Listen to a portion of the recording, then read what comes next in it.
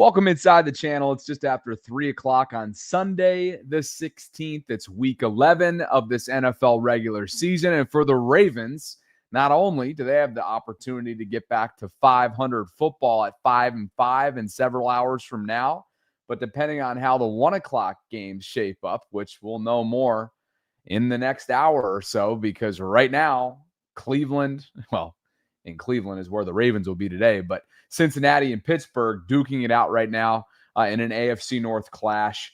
Of course, right now, the Steelers are clinging to a one-game lead atop the AFC North. They're at 5-4. The Ravens are at 4-5. At this moment, with just over 4 minutes left in the third quarter, Pittsburgh leads Cincinnati 13-9. Aaron Rodgers just exited that game, so Mason Rudolph is QB1 at the moment. So there's a lot going on today, and things are going to get really, really interesting should the Ravens find a way in Cleveland. Welcome inside the channel. I'm Bobby Trosset. As always, this is where I bring you Baltimore sports and beyond. It's brought to you by my friends at Preston Automotive Group. I appreciate you guys for being here, as always, with me. If you could on the way in, like the video, subscribe to the channel, hit that notification bell, and Baltimore King, call in, brother. Call in. The program is callable. There's a link that I have included right now as a pinned comment in the live chat if you'd like to share a game day thought with me. Here's what's going on in terms of game day in Cleveland on the road for the Ravens. Yet another road trip before they come home, and this favorable stretch rolls on as the Jets come to town next week. As far as Ohio weather in November, I think for those of us that have followed AFC North football and maybe even have visited Ohio this time of year, my business partner lives there all year round. Sarah lives in Columbus. She gets it. And I know you guys get it when it comes to the lake effect living in or around Cleveland. 36 degrees is the feel today. It's a 4:25 kickoff. Wind gusts will be the biggest factor, I think, when you look at this game overall and what goes into it for both teams. 34-mile-an-hour wind gusts are expected by kickoff. And based on what I'm reading right now in the Twitter space from those that are on the scene as beat reporters and fans, Tyler Loop is already dealing with the elements out there in his pregame warm-up. So not only from a special teams perspective, but from a throwing the football standpoint, this is going to be a factor today. And we get it. Both teams will be ready. Both teams will have to deal with it. And that is beauty, in a sense, beauty when it comes to AFC North football this time of year. And yeah, Cleveland's struggle city. Dylan Gabriel, struggle city at the quarterback position. And when you check in with Cleveland media and you focus on what's going on with the Browns through 10 weeks of football entering week 11, there's a reason why tickets have plummeted, and you can get in for as low as $6 today. That's what TickPick and Front Office Sports was tweeting out earlier this week. So it's cheap for a reason. They are very much looking at the draft, and would not surprise me whatsoever if they're back in the quarterback market several months from now once the calendar flips and April rolls around. But that's neither here nor there. The Ravens have to get this win and have to put themselves back in a position to get to 500 football for the second time this year. We know that they were 1-1 after 2 weeks, having beaten these Cleveland Browns. That was their home opener all the way back in week 2, a game that Keaton Mitchell was not active for. Pat Ricard didn't play in that game. Nnamdi Madubuike did play prior to going down with what we now know is a serious neck injury. The key to that game was the Ravens turning Joe Flacco over twice. Yes, Joe Flacco was the quarterback. Joe is now in Cincinnati trying to come from behind right now. It's a 4-point deficit as the third quarter comes to a close under 3 minutes. The Bengals are driving as we speak. I'll do my best to play-by-play that. Watch how that unfolds. We'll also be looking at what takes place in Buffalo as well. Tampa is up 26-21 at the moment. So lots going on. But again, what was the key to victory in week 2? Complimentary football. Lamar threw 4 touchdown passes through the air. It was a game that the Cleveland stymied the Ravens rushing attack. Just 45 total yards on the ground, but made up for it on special teams, made up for it defensively, turning Joe Flacco over twice one of which was a Nate Wiggins interception. The other, of course, was a forced fumble. Roquan Smith house called it. So Agent Zero had an unbelievable day. It led to an AFC Defensive Player of the Week honor in the days that followed. He had 15 tackles, which was a game high, 8 of which were solo, 3 TFLs, 2 quarterback hits. He was a beast. So obviously the continued continuity that we've seen since week 6 has to continue. And that includes what they did successfully against a young quarterback a week ago in Minnesota in J.J. McCarthy, flustering him, disrupting his sight lines, getting hands on footballs. Dylan Gabriel, 5'11", struggling, rookie. I think they're going to have a chance to really, as JJ said, throw the kitchen sink at Dylan Gabriel and make him make decisions that ultimately will allow this game to be controlled by the Ravens defense. I'm expecting Cleveland's defense to have its way early and often with the Ravens offensive line, particularly their guards that have been susceptible. And Myles Garrett, of course, with a league-leading 11 sacks. It starts with him. He spoke about Lamar Jackson earlier this week. Pocket a little bit more, and whether that's because he wants to show off the arm or they're saying that he's still recovering. We got to take advantage of it either way. So got to be able to rush and keep him where we want him, and be able to take the ball away. Lamar was talking yesterday. He said they have to throw as many hands and objects at you to prevent you, to keep you away from him. Just how have they, over the years, tried to block you? Maybe unique ways they specifically have tried to take you away. I mean, chipping from every position, whether it's Pat, it's Andrews, it's Likely.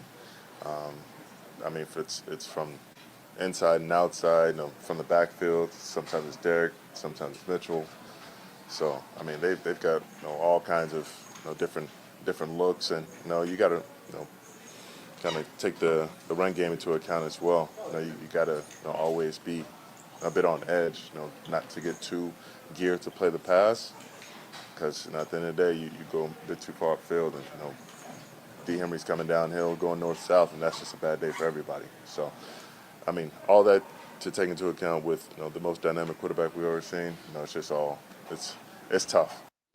Complimentary there, Joe Flacco in the midst of that snippet just threw a pick 6 to Kyle Duggar. So Pittsburgh in pole position right now to improve to 6-4, but there's still a lot of football left to be played. They're a PAT away. Here it comes from Boswell from being up now double digits. It's 20-9.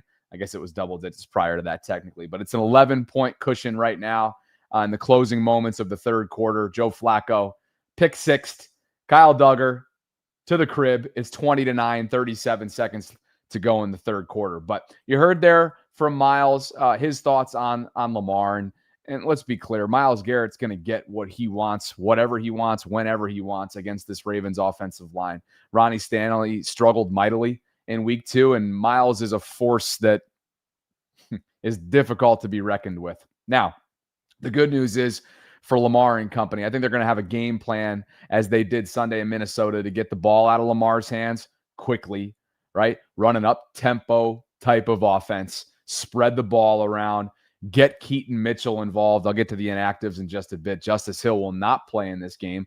So I don't know about a hefty dose of Keaton Mitchell, but certainly, hopefully 34 will be out there involved in this offense, getting him involved in the screen game, getting him involved, testing Cleveland's edges, and keeping them on their toes. Lamar, when pressured this season, is the league leader in terms of passer rating at 109.5, joining a list that has Daniel Jones, Matthew Stafford, Justin Fields, and Jalen Hurts on it. The league average, by the way, in terms of passer rating under pressure is 70.1. Again, Lamar's is 109.5. So they will have a pressure plan.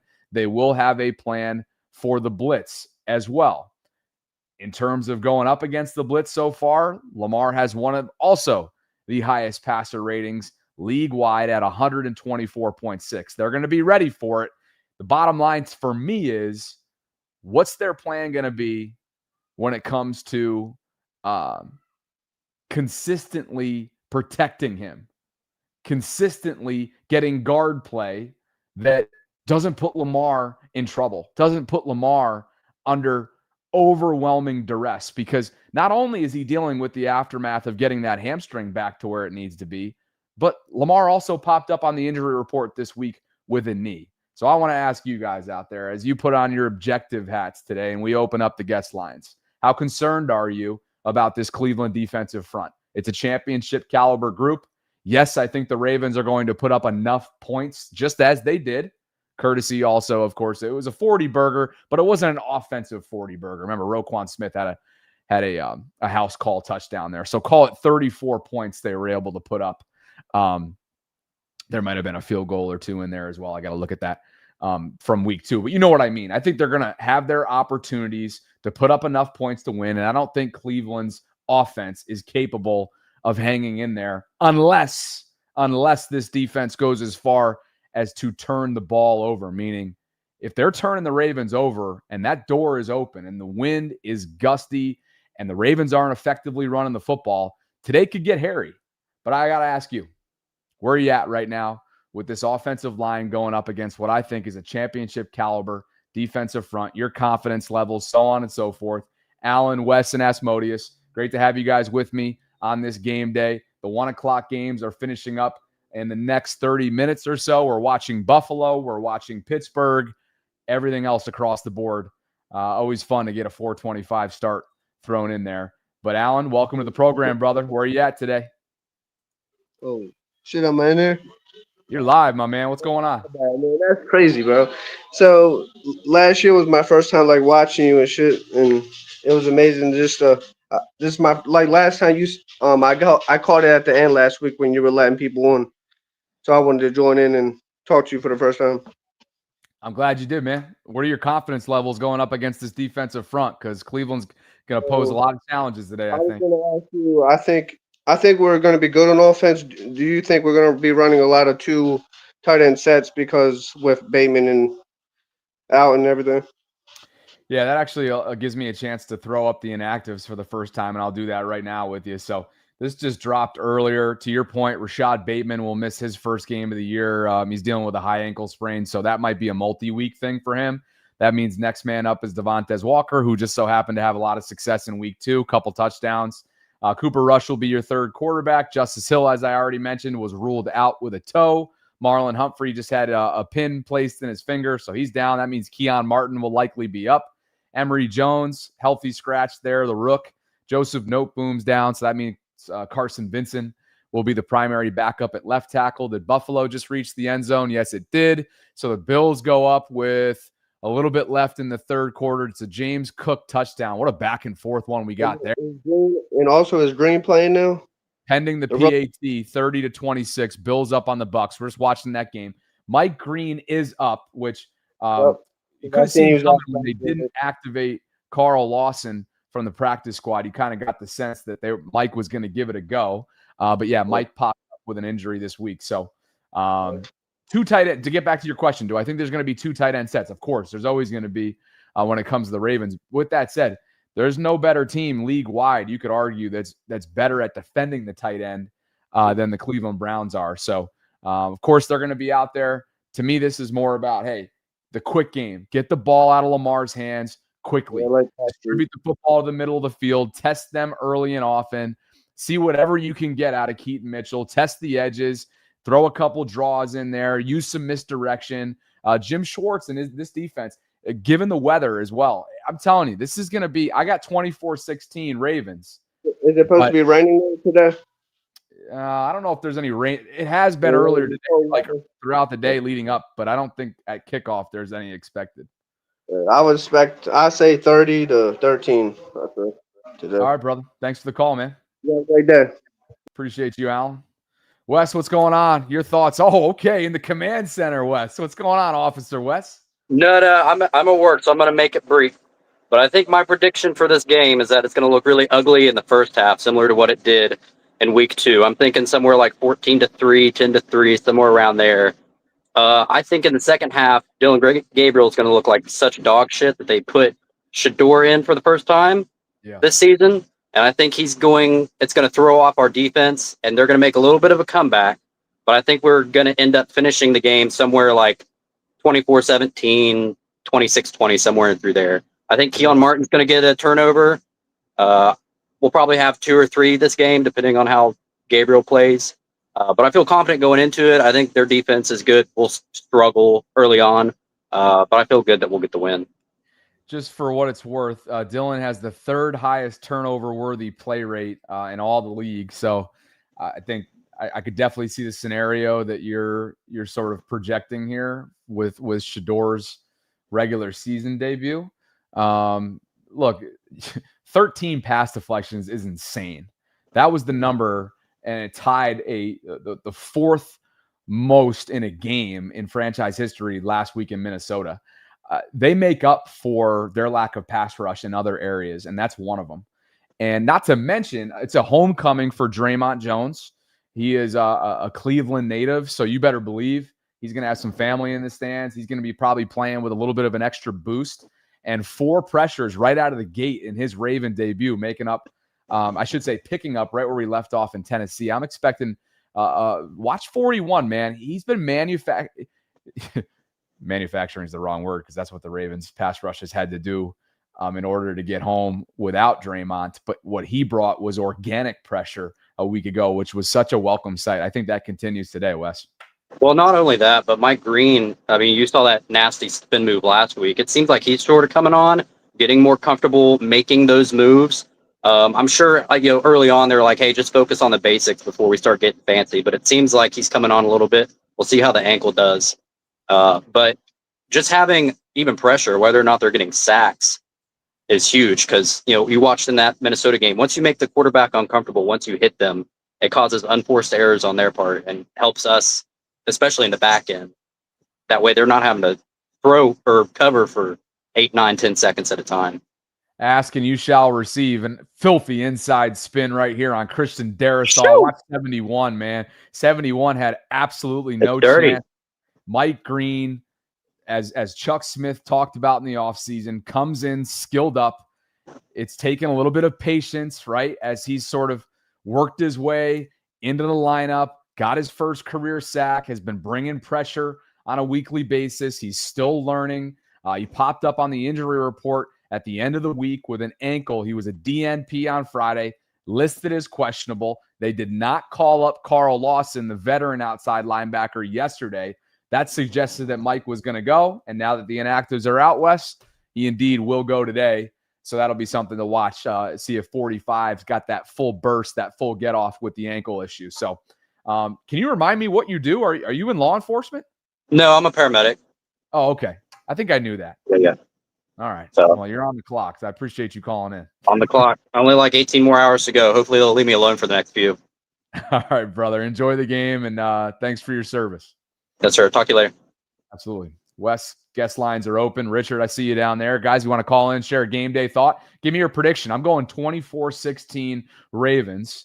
That'll continue their win streak and rip it off to 4 in a row. They'll get back to 500 football. And depending on what takes place right now, if the score doesn't hold, Pittsburgh's up right now, the Ravens could be in pretty darn good position after 11 weeks of football if the Bengals can come back. That's a big if.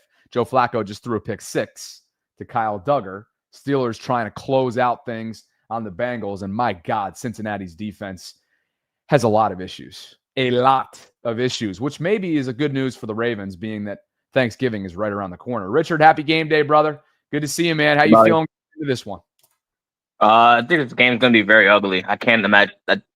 So the past 3 weeks has kind of been vintage Ravens football kind of play prior to Lamar. So I think we continue that.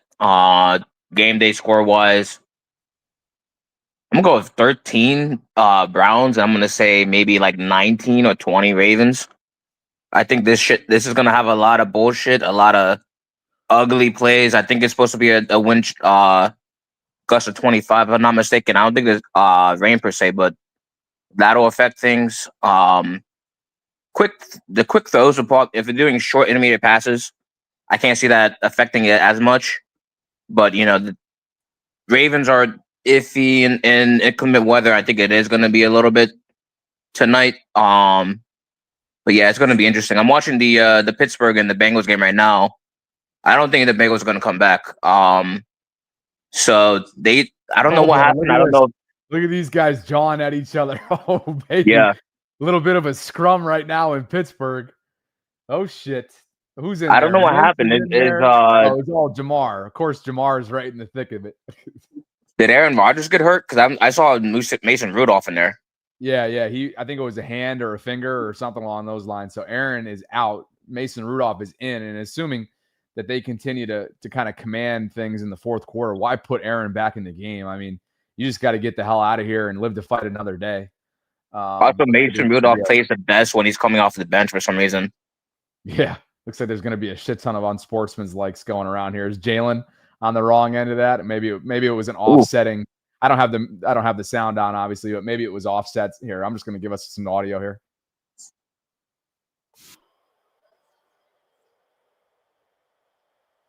Are you going to play the game? Can you not hear that? No.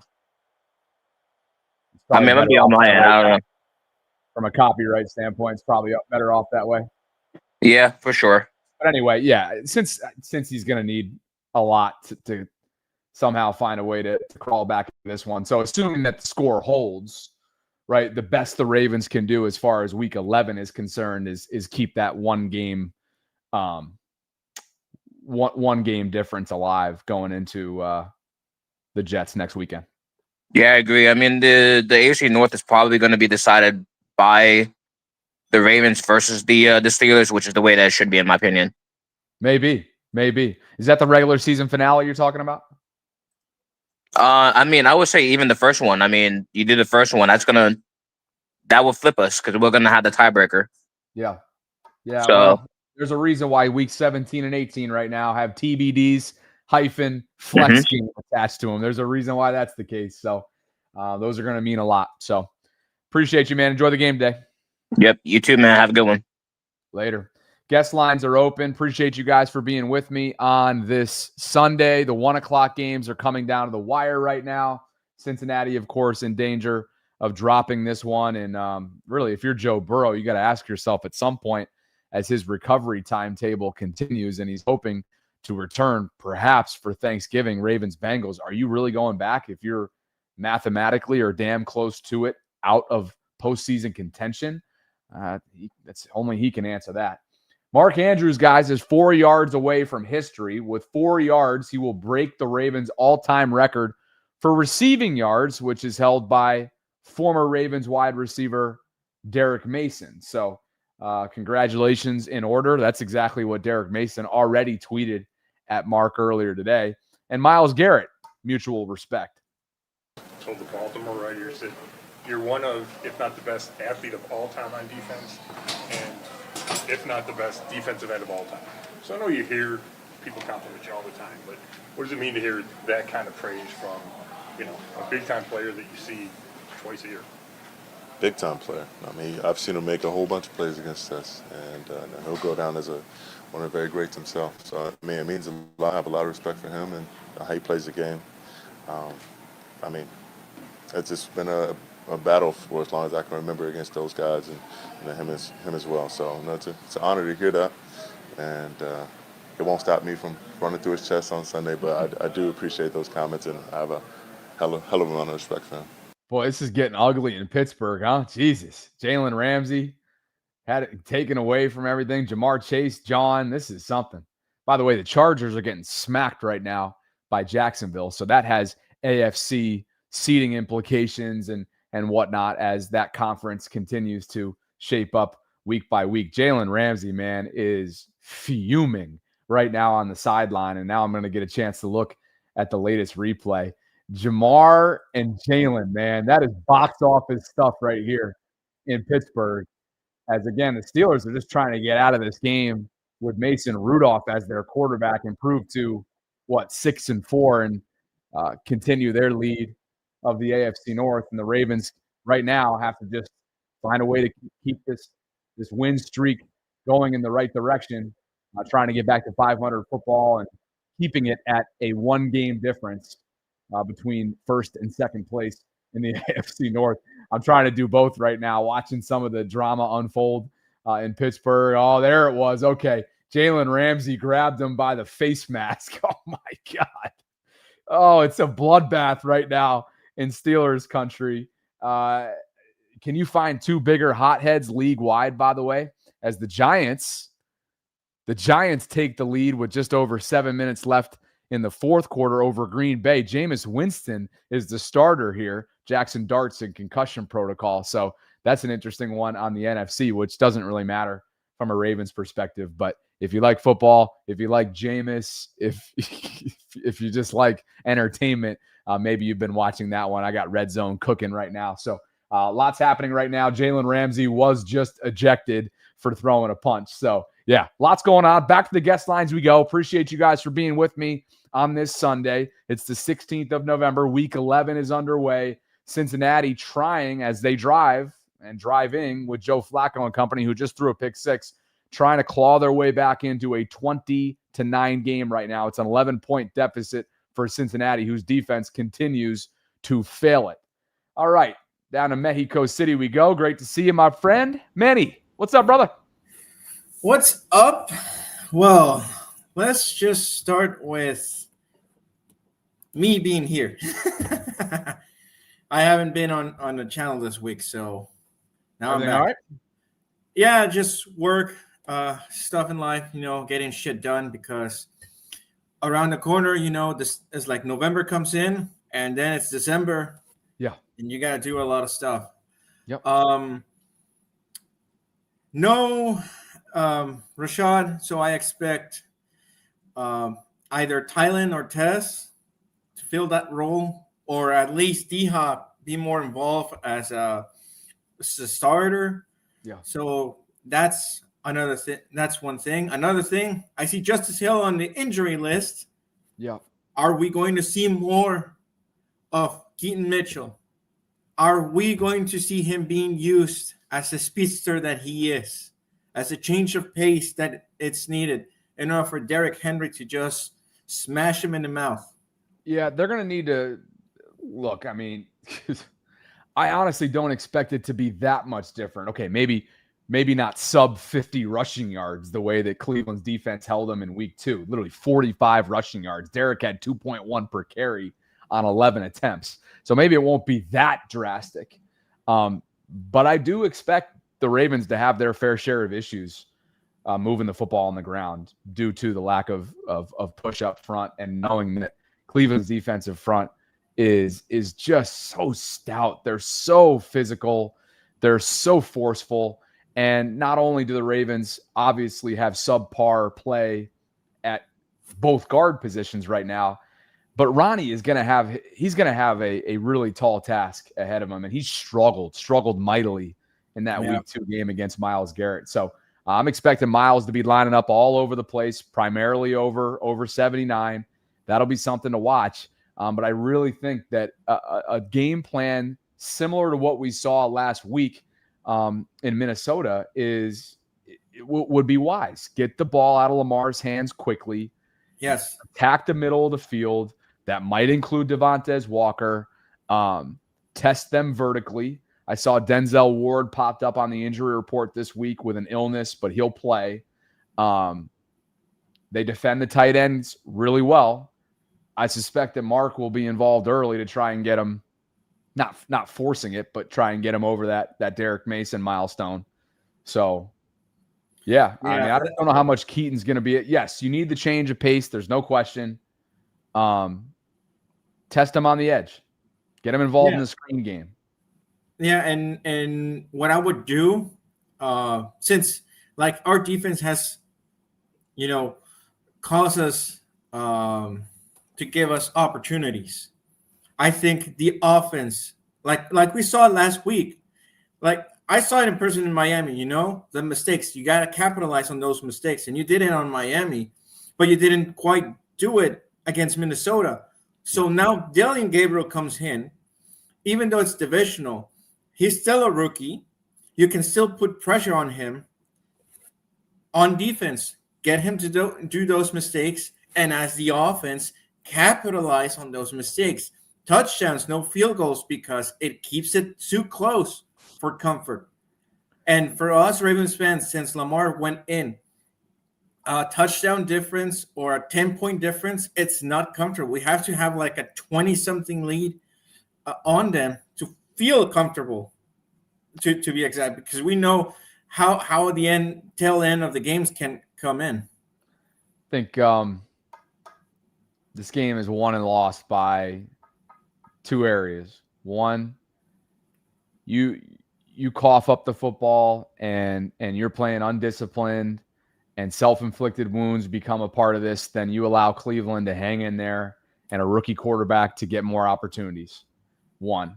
Two, if you're not turning said rookie quarterback over, look, there's tough conditions today. And like that might come to mind when it comes to special teams and kicking, but that will have an impact on the football as well, throwing the football through the air. And if you can't consistently establish your identity on the ground, which I think they will struggle with early to do against this defensive front, you could be in for a long day. So turn the rookie over, confuse the rookie, disrupt the rookie's sight line standing 5'11", and I think you're in pretty good shape. Yeah, and you got to remember is that at that game we didn't have Pat Ricard.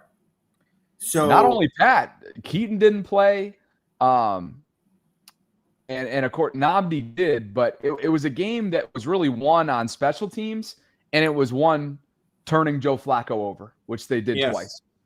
Right there. And then of course the umbrella overall of that was Lamar, pick your poison, 4 passing touchdowns. Devontae Walker had a couple of them, and it was timely second half adjustments where they were able to pull away late. Yeah, and speaking about something different, in that game, we didn't have the short passing. So it was almost like the offensive line had to hold on as much as they can, and we saw those 2 or 3 sacks that Myles Garrett got on us. Yeah. And if I'm Todd, I hope Mike and Julian are talking to coordinators. But I hope Todd can create some of those short, medium passes to frustrate Myles Garrett. Not just on – because I don't know if you saw the highlights of when Myles Garrett had like 5 sacks in a game and they still lost. Yeah. And that was his best – like he got frustrated that he didn't even want to go out and play anymore because the offense was just a total mess. And I really hope that the defense actually does that to Dylan Gabriel, and that the offense and Todd can actually create that frustration on Garrett, on not getting on Lamar. Brother, thanks for the call. Enjoy the game. I'm sure we'll catch up with you late night, all right? All right. See you later. Later, man.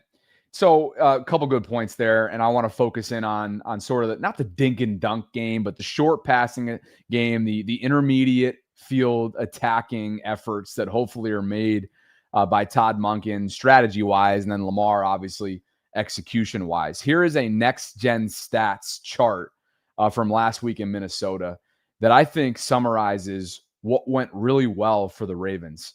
They played risk-averse, right? It was risk-free, very limited, not risk-free, but very limited risk football. And what did they force Minnesota to do? Make self-inflicted errors, turn the football over. 17 of 29 for 176 yards and a touchdown with no interceptions. A clean game is what you got from Lamar. And as you see the dots around the screen, you see what worked for them. It wasn't very complicated. It wasn't exactly high flying, but it was good enough. And I think a similar approach today in a hostile environment with difficult weather conditions, both with wind chill and just gusts, as Cincinnati lines up a 48-yard field goal attempt with 9:45 to go in the fourth quarter, is what will do it against a quarterback that is turnover prone. Okay. Cincinnati, Evan McPherson drills it down the right-hand side. It's 20-12, an 8-point game now with a lot of football left, 9:41 to go in the fourth in Pittsburgh. It is not over yet, especially when Joe Flacco is your quarterback. So again, I think a similar approach to today compared to last week will serve the Ravens well in Cleveland. Mr. Ravens football, we're coming to you in just a second. But first, guys, this episode is brought to you by my friends at Preston Automotive Group, and they have been powering this channel for well over 2 years, and I appreciate their continued support. It's the sole reason why I have wheels. My Bobby Baltimore Bronco, my 2023 Bronco Sport, continues to get me around on a daily basis, and I want to say thanks to Preston for all the support that they give this channel and me personally. So right now, if you go check out PrestonMotor.com, which I have linked in the show notes, you will be reminded of a couple exclusive offers that are available to you at any Baltimore dealership, at any Preston, I should say, dealership, because they're not just in Baltimore. They're also all throughout the DMV. One of them is a $500 credit towards a newer pre-owned vehicle. Another is when you buy 4 tires at any of their locations, you'll get 50% off your alignment. You've got a ton of vehicles to choose from. And as you scroll down, I should say, to their available inventory section, you can check them out yourself. Right now, 3,719 to be exact. And you can break things down category by category based on your preferences. Price, vehicle condition, year, make, location. Here are all the different DMV area locations: Aberdeen, Denton, Dover, Delaware, Keller, Virginia, Millsboro, Delaware. That's a brand new dealership, by the way. Pittsville, Randallstown, which is my home one. That's Preston Ford West. It's a great website, easy to use. You can contact Monica, their site operator, 24/7 for easy, quick responses. And you can also contact them today right here. And again, all these different dealership locations, all there and available to you. I want to say thanks to Preston Automotive Group for the continued support. Click on the link that I have included in the show notes, or just scan the QR code that you see right now in the upper right-hand corner of the screen. We are approaching, let me do a math, 35 minutes or so, 40 minutes or so from kickoff. It's a 4:25 kickoff, and the 1 o'clock games are coming down to the wire. Giants still up a point over the Packers, but Green Bay is driving. Has Jordan Love come back into the game? I can't tell on the screen. Or is it Malik Willis? Somebody let me know, because there's a glare on the screen. That sure looks like Jordan Love, and I think that's a Christian Watson touchdown if I'm watching this. Oh, yeah, it was. So Green Bay not going down. Hell of a game going on at MetLife right now. But back to the guest lines we go. Mr. Ravens football, happy game day to you, brother. What's going on, man? Oh, dude, I've been waiting to talk to you for a little while. And I've been waiting to have you on. It's great to see you. Well, first of all, I want to say I told you so. I said this Ravens team is like it's like I've been a fan since '96, since they started, and I know how things roll sometimes. And they just flip a switch. They flip the switch. They're making history. I'm gonna tell you now. They're winning the Super Bowl. It doesn't matter. I'm telling you, they're winning the Super Bowl. There's no way. All right. Yeah, and I got the purple Kool-Aid. Okay, I appreciate that. I don't. Oof. More pressing fish to fry at the moment, though, like locking up this division. And Pittsburgh. I'm not worried. Not worried. Not even this much. Okay. About locking this division up. No way. A lot of divisional games left to be played. Just one game played so far against Cleveland. I don't think we lose another game. Wow. You're not worried about the surging New England Patriots? They haven't played too many great teams, so I'm not really worried about it. Just like the Colts, not really. We had a really rough first half of the schedule. Now, NFL hates us. All right, that's how I see it. But now tides are turned. Now these teams that are 7-2, 9-2, or whatever the schedules are. Now it's their turn to play. See how they can do it. Let me cut you off. Bills just failed at a 2-point conversion, so they're up 5 right now after a Josh Allen touchdown run. So it's 37-32. Freaking barn burner going on in Western New York with a chunk of the fourth quarter left. So that's between the Bucks and the Bills. I hope the Bucks win. Watch out for. I'm hoping the Bucks win. And then Mr. Ravens football. I'm sorry, I ask you this every single time, and I always forget. Okay, Remind me your first name. My first name is Steve. Steve. So, Yeah. Steve, right now, Mason Rudolph is trying to keep the Steelers alive. It's 8 minutes and change left in the fourth quarter. They're clinging to an 8-point lead, but you already know Joe Flacco and Cincy capable of game-wrecking this one if their defense allows them to. Yeah, but did you just tell me Miles Rudolph is playing right now? Mason Rudolph, yes. Sorry, Miles. Mason Rudolph. So you're telling me Aaron Rodgers got hurt? Aaron exited the game with a hand, I think it was. Yeah. I didn't think he was going to last till he plays the Ravens. Didn't think he was going to last this long. He got lucky. That's the I give him concern with a credit. I give him credit. 40-plus-year-old. Yeah. I know. And that's why Mason Rudolph, we love this guy. Yeah. Yeah. 41-year-old Aaron Rodgers. You risk. You risk. Yeah. It's a left wrist. He's a great quarterback, but it's risk. It's a left wrist for Aaron.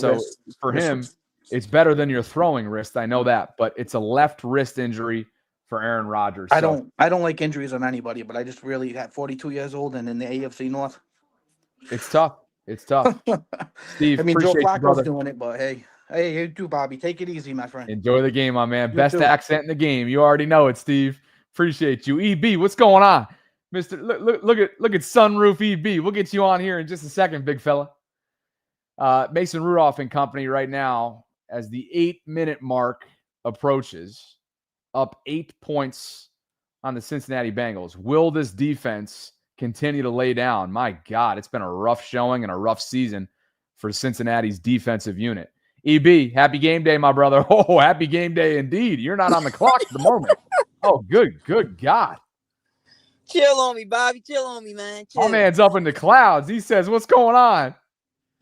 I ain't gonna get on here and talk my rant or anything like that.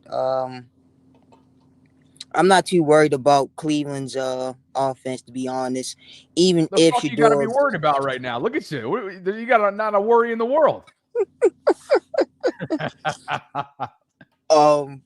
even if Shador steps on the field, I'm not worried about him either. I look at this game as a test. I know we're gonna get the win, but if we can find a way with the current guards that we have, if we can find a way to really move the ball efficiently against this championship defense, I'm not even worried about anybody for the rest of the season and going into the playoffs. If we can, what's the word I'm looking for, Bobby? If we can convincingly move the ball against this championship defense, I'm going to say a good 3 out of the 4 quarters, I think we'll be good going forward. It's a great test. Great test. Great test. It's a phenomenal test. You're trying to sweep the regular season series for the first time since 2020. You have not won consistently in Cleveland. Matter of fact, 3 of the last 4 at their place has been won by the home team. So the Ravens have had their fair share of struggles in Cleveland, including last year where Kyle Hamilton should have sealed the game and intercepted Jameis Winston, a pick that he would have probably had on the jugs machine 99 times out of 100. So that was not the case in that game. What was the case in week 2, EB, was complimentary football. You turned Joe Flacco over twice. You contributed. Jake Hummel had a special teams turnover in what was his first high-impact play. Roquan went nuts. Tavius Robinson had a strip sack that Agent Zero took to the house. And again, one thing that you got to do today, you got to turn the rookie over. He's got the 3rd highest turnover-worthy play rate league-wide. I'm glad you said that. They are minutes away. They are minutes away you said that. from getting a look at Shador Sanders. I think we see both quarterbacks today. Yeah. I'm actually glad you said that. I want to piggyback off of what Manny has said. Oh, and spoiler alert, next man up is Tez and not Wallace. Manny, sorry to burst your bubble. That's correct. Anywho, we definitely need to take advantage of the turnovers that we do commit in this game, because we didn't do enough of that, in my opinion, in the Minnesota game. So Yeah, they didn't at all. I mean, I think they still, what was it 13 maybe 13 off turnovers, something like that. yeah, And now here comes Pittsburgh getting who's that? Jalen Warren? Who's 20? No, Johnson. Man, that was a physical run right there. Okay, so Jacksonville's the first 1:00 game that comes to an end. They just steamrolled the Chargers 35-6. dang, for real? Yeah, Oh man, Jacksonville rocked the Chargers. I didn't So expect that. here's some pregame alignment warm-ups hints. Is that call coming back? Where's that? Is that run coming back for Johnson? There was a flag thrown. I don't have the audio on. Somebody help me out with that. But Pittsburgh obviously trying to put the finishing touches on this game with Mason Rudolph. Aaron Rodgers is out. Joe Flacco's looking on the sideline. That's all he can do for the moment before he tries to continue this comeback. But so Marlon Humphrey is down. That means Nate Wiggins and Cheeto Awuzie will be your outside starters, as expected. And I think we're going to see a heavy dose of Keon Martin inside. I do. I don't know how much of TJ Tampa we're going to see. And here go the Steelers. Man, the Bengals are terrible. You see this? They are just – what is going on with their defense, man? All three levels. I know there's no Trey Hendrickson in this game, but all three levels are piss poor. Steelers, 1st and goal. This game's over. Yeah, I don't see Joe Burrow coming back, and I wouldn't come back, to be honest with you. I wouldn't. What I was about to say. Dang, Bobby. Messed up my. I wonder what made you forget. When you started talking about the Pittsburgh and the Cincy game, because the Cincy was to, be able to pull the win out miraculously some way. Yeah, that would be a problem for Pittsburgh, and that leaves room for potentially letting Cincy come in the playoffs. But how you just depicted it right now, yeah, that game's over. They're gashing them, but they still got more work to do. They got to punch it in here or get 3 in the red zone right now. They're at 1st and goal, and somebody just called a timeout. So anyway, EB, enjoy the game, my brother. I definitely will. You do the same, Bobby. All right, man. Thanks for the call. Guest lines are open, guys. If you haven't already done so, I would love for you to join the Bobby Baltimore Discord server. There will be plenty to discuss in-game, as there always is. And this is a community that is growing by the day. We have over 1,000 members. And when you do join, you automatically get an invitation and a shout-out in the welcome tab here. Folks like Mike talking about Mark Andrews' milestone that's coming up, just needs 4 receiving yards to break the all-time record in Baltimore, which is held by Derek Mason for the time being. It is free to join. It's a 24/7 hub for conversations surrounding Baltimore sports, and each sport has its own channel room and chat room. So I will drop the link to join, which is free, into the live chat right now, and I would love for you guys to do so and mix it up in-game. It's a great community. It's growing every single day, and I just dropped that in there. You can also find it in the show notes. The guest lines are also open. I'm taking your predictions as we get ready for the 4:25 window. Pittsburgh trying to hold on at their place. Under 4 minutes to go. They're up 8. They're in the red zone. It's 2nd and goal. Mason Rudolph is under center right now, or in shotgun, for the Steelers. And they're trying to punch this thing in, as they do successfully. Steelers, you can put this one in. Steelers, barring something insane, as Kenneth Gainwell scores on 2nd and goal, they are 3 minutes and change away from going up and improving to 6-4 in the division. They will lead the division through 11 weeks, no matter what, if this game holds. And the best the Ravens can do is keep the difference at 1 game with a win today in Cleveland. What is your score prediction? King Judah will bring you on in just a second. Tommy Reese is the offensive play caller for the Browns. He had this to say about what he's seen so far in recent weeks from Zach Orr's group. Yeah, the last 4 games, nobody scored over 19 points. Have they changed their defense philosophy somehow and are playing good despite no pass rush? I mean, they're playing really well as a whole. They create pressure, like in unique ways. Obviously they made the trade 4 weeks ago that brought 14 down closer to the ball. I think that's a big change from a couple of years back. They were playing predominantly in that set. Changed it up midway through the year last year. They have a good group of players that play complementary on one another, and like I said, they have versatility to them. They're playing a really good brand of football right now.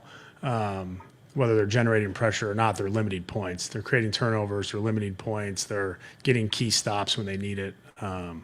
So they're really playing at a high level. I have a lot of respect for the staff and how they put together their defense and the way they challenge an offense. Tommy Reese, again, he is the play caller. Kevin Stefanski handed off those duties to Tommy earlier on this season. And so just so that we're following along defensively, Taven Bryan has been added from the practice squad to the 53-man roster. He is your veteran defensive tackle that's been playing some good football for them. And they're going to have to stop the run because Quinshad Junkins is RB1. He is certainly capable of showcasing his physicality, his downhill running ability, and that'll be an area that the Ravens defense will have to be ready for, of course, with no Nnamdi Madubuike in the middle. They did go ahead and place undrafted rookie linebacker and special teamer Jay Higgins on injured reserve. He's dealing with a knee. They've activated linebacker Chandler Martin and defensive back Amani Orurie from the practice squad. Those are just standard game day activations. So that's what's going on there. So again, I'm suspecting the Ravens defense to hold up its end of the bargain against a rookie quarterback that is really struggling. And I think they're going to have a good game plan for when it comes to both manufactured and hopefully, if you're Draymond Jones and Mike Green, organic pressure. I think they're going to turn them over and they're going to find ways to give their offense more opportunities. The question I have for you, Judah, and the rest of the guest lines and callers sitting in the waiting room is how confident are you in this offensive line's ability to get the proper amount of push in the run game and protection in the passing game to keep Lamar Jackson upright, to allow this quick game to flourish and move the ball effectively through 4 quarters on what will be a very, very blustery day in Cleveland with some lake effect chill, no doubt about that. Happy game day, brother. It's good to see you outside of your truck. Oh, yeah. What's going on, man? So I do believe that the line is going to hold up. I believe that I said this last week. I believe that what happened with Lamar going out and then the surge we got with Snoop, I think the team realizes that, when we make good decisions, this is still a very good football team. And I do believe that John Harbaugh heard the whispers, and I think he's making an effort to be better at what he does. Because I think he did good last game based off his decision making, going for those field goals, not going for it on 4th down, and giving us a chance, giving the team a chance to reap the benefits of actually getting to the red zone. So I do believe that over time the offense is going to play well. And if for whatever reason the linemen have to be moved, like even for Lele, I'm confident that John will make that move now. I see things going in the right direction. But I want to say this before my time is up. I wanted to get this off. The team is finally shaping up to what I thought it could be. The beginning of the season, I wanted Malachi Starks over Ardarius Washington. I got that. I wanted Buchanan over Simpson. I got that. I wanted Mike Green over Oweh. I got that. And as of now, I wanted Tez Walker over Rashad Bateman, and I got that. So I'm extremely excited about this game, more than any game I've ever watched this season. For the first time ever, the Baltimore Ravens will be featuring Lamar Jackson, Keaton Mitchell. I forgot, I wanted Justice Hill over Keaton Mitchell also, and I got that. The Ravens will be featuring Lamar Jackson, Keaton Mitchell, and Tez Walker at the same time for the first time ever. So expect fireworks. Expect fireworks. Yeah, no Rashad Bateman. By the way, the Steelers, and this may end up getting reviewed here, but the Steelers have, for the moment, turned over the Bengals again. It looks like it was a peanut punch here on a Bengals offensive player. I'm watching the replay right now. This probably will stand. That's a fumble. Right, guys, that's a fumble. So Cincinnati is sunk. They're going to drop to 3-7. And the Steelers, that touchdown does hold. That defensive touchdown holds. It's over, 34-12. Pittsburgh improves to 6-4. So the best the Ravens can do today in terms of AFC North positioning is keep that one game difference. And how you do that? You find a way to beat Cleveland and get back to 500 football. So That's what's going on. Devontae's had a great week too, Judah, as you remember. He had a couple touchdowns. And that's a way to attack the middle of the field here. Devontae's can give you shades of what Bateman gives you in the intermediate part of the field, and obviously is a lot faster than Rashad. He runs that 4.34 or somewhere around there. I might have even shortchanged him on that one. If Nate is 4.28, then yeah, I think Tez is like a 4.34 somewhere around there. So. Yeah, so before I get off, I want to say this too, Bobby. I'm back hopeful for a Super Bowl. I'm looking at the way that this league is shaping up with the AFC. Nobody is a juggernaut, Bobby. Nobody. So if we can get into the playoffs, I'm confident that we can pull it off. I'm back. I'm confident again. So my man's back. My man is back. Dude, enjoy the game, brother. I'm sure we'll catch up with you on the late night stream, I hope. Oh, yeah. All right, man. Later on. And guys, we are closing in on 20 minutes to kick off in Cleveland. Pittsburgh putting the finishing touches on this Week 11 smackdown over Joe Flacco in Cincinnati. Really puts Joe Burrow and company in a very difficult position as he attempts to get back from his toe procedure. At some point, though, you got to ask yourself, why? Is it really worth it? Buffalo trying to close out right now Tampa Bay in Western New York. That would be a great win for the Bills, who did not dress Keon Coleman. He was a healthy scratch after missing a meeting at the end of last week. My God, that situation continues to be pretty tumultuous, it seems.